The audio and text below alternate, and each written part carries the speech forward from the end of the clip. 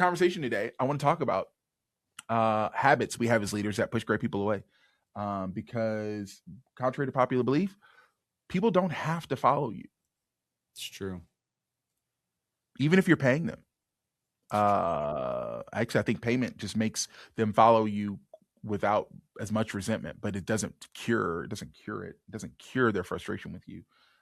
It may make it lessen, but it does not cure it. So, anyways, okay, you go first. What in your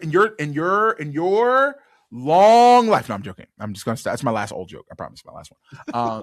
In your life, in your leadership, in your world, what do you see? What are habits that leaders have that push great people away? For me, early on, one of the habits that slapped me in the face because of having been in this, having my leadership training ground was sports, right? So with baseball, and so that was my only form of or idea of how you lead, how you coach, how you motivate was from that, and it was most of the time very singular. And so when I got out of that world and then got into even like ministry, is that I realized really early on that you can,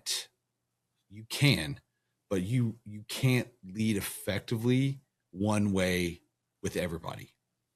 And I realized that how I grew up being coaching and yelled at, and everyone was addressed the same, and it was like, okay, well, this is great, get in line, no excuses, don't ask questions, do what you're told, et cetera, et cetera. And I realized that was, for some people, that was, I mean, traumatizing, because it seemed insensitive and uncaring and harsh. And, I'm getting feedback from other people that, how, what's going on? And I'm like, what do you mean? Like, and then, you start reading different books and learning, and, oh, I've got to start approaching people as actual individuals, and not just, this is just one big team and this is the goal, and everyone fall in line and don't ask questions. And that was one of the things really early on that was actually really tough. And thankful my wife is amazing, and she's been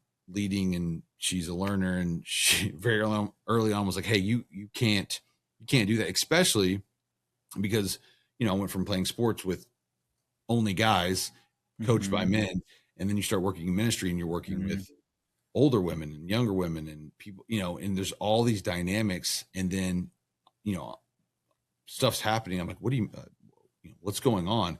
And I realized very early on that I've got to personalize.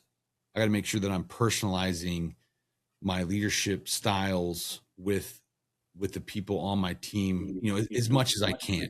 And I think that was definitely an older generation thing, very militant. I think that's where it comes from. It's that militant corporate, this is how we do things. And that's one thing that I had to change quickly. And even now when I work with people, everyone is different, and every conversation is different, every personality. And so I've got to learn, like like we talked about their pain points and their potential, and figure out what works best for them. And when you do that, man, there's such a bridge that is gapped, and a buy-in, and an investment or a relationship that happens when you're not just approaching everybody the same way in every conversation. Because at some point, people are just going to go, I'm going to go somewhere else, because they don't feel valued, even though I did value people and I do care. But my leadership style said, I don't care about you. I care about the organization and where it's going. It's great. It's great. Yeah, I say I one of my favorite lines that I say to pastors and leaders when I'm getting to have this very conversation about how do you position yourself to the people who you're called to serve, and that's key there, right? You're not leading them, you're serving them, and if you can. That sounds rhetorical, but it is a heart posture difference. It is, sure. I'm not in front pointing towards where we're going. I'm in behind you, pushing you towards where we're leading towards.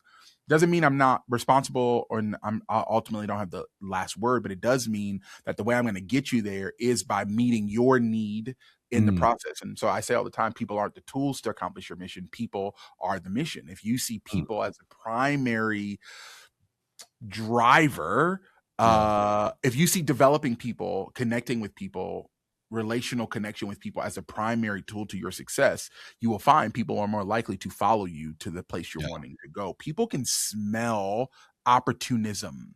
They can smell utility. I don't know what leaders listen to this conversation, but like that whole, hey, how you doing? How's your wife? Okay, let's get to work. It's like, whoa, hold on, bro. Like I could tell that you use that statement to get to the real question, and you could have just smart people, especially really smart people, competent people. They're like, yo, let's just skip over that. Like, let's just get right to the thing because I know that's not real. That's not real. Now, doesn't mean we spend all of our day in the soft space of life. It does mean though that there is a real relationality that I'm trying to build. Watch this, not with everyone, but with my core team, right? And I'm expecting them and holding them accountable to do the same to the people who they lead. Especially, I'm talking to like CEO level leaders, founders, entrepreneurs who have teams, even ministers, pastors who have teams. You can't do this to everyone. I need to relieve you of that burden. Jesus did it with 12, right? He was amongst multitudes, but he only led 12. So you can't lead everybody. You stop doing that. You can't be deeply relational with everyone. You need to choose a core. Anyways, I love that statement because I love that entire thought, because the reality is great leaders, irresistible leaders, great leaders like you change. You don't change who you are. No, you adapt to what matters to that person instantaneously. And it's a muscle. It is a muscle. I'm still, you're still Chandler Boyce in every room. I'm going to have my core convictions. I'm going to have my competency. I'm going to have my relationality, but I'm realizing, like you said, I'm realizing the boomer, almost empty nest mom is different than the Gen Z 24-year-old creative. And they're not, the way I enter into relationship with them looks different. What we talk about, what the jokes we tell, the things we care about, and the stage of life we're in, right? Yeah. So, right, so the single, and this is so good because it's like the definition of kind of my team. It's like I can call my Gen Z creative. They're cool with the 7 o'clock, 8 o'clock, 7:30, 6:30. Like they'll text me, right? I'm not working. They're working, right? They're like, yo, what do you think of this? I'm like, oh yeah, because you took a break. You took a break from 12 to 4. So you're logging back in from 4 to 8, and that's their work style. And hear me, we're a remote company, so it's totally fine. But then I have other people on my team who have 3 kids, and they're literally, yo, after 5 o'clock, I love everything about what we're building, but I'm off. But there's a relationship that I'm getting high productivity out of both of them, but I can't be so rigid in my leadership that I only see it as a dogmatic reality. I think in the leadership of old, right? These are the men and women who forced us all back into the office post-pandemic. The leadership of old only saw productivity one way, and it was their way. And if it wasn't their way, it was a highway. And I think you and I both agree. Hear me, we're not talking about multinational conglomerate $1 trillion organizations. We're talking about remote teams of 3 and 4. It's like, if you don't know how to lead a remote employee to be successful, it's not the remoteness that it's you, it's the leader, right? Like, and I got, let's talk about, let's be controversial here for a second. There are churches investing hundreds of thousands of dollars into really nice office spaces when the majority of this work can be done from someone's home. Right. Oh. And it's a bit of an ego. It's a bit of a, control. It's a bit of, okay. Wow. I wasn't going to go there. Thank you. It's a bit of a control mechanism. And honestly, I don't know. I'm a millennial. Let's be honest. It lowers I like being around people. I'm not anti-people. Same. But I'm going to get a little less done when I got water cooler talk, and we're all gathering in the cafeteria to celebrate Michelle's birthday. And tomorrow we'll be doing it about Ben's birthday. And Thursday we're all let's play this silly office game and capture it on social media to tell the church, oh, look, we're working hard. It's like, I don't know. I wonder how much of that is good stewardship to say, you know what, go do the same thing, but go do it from your house. And by the way, while you're there, go work out. Take an hour and go work out. Like, you know what I'm saying? Like, do the laundry that's piling up on your sofa. because emotionally healthy leaders lead well at home, and us Yeah. being in the office 9 to 6 every day, Monday through Friday, doesn't necessarily make for the best ministry operation when the majority of our volunteers are also working 9 to 5. And so now I'm not really working 9 to 5. I'm working 9 to 9 because from 5 to 9, I'm meeting with those volunteers. Yep.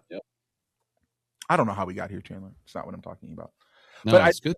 But takeaway, big takeaway from this part of the conversation is as a leader,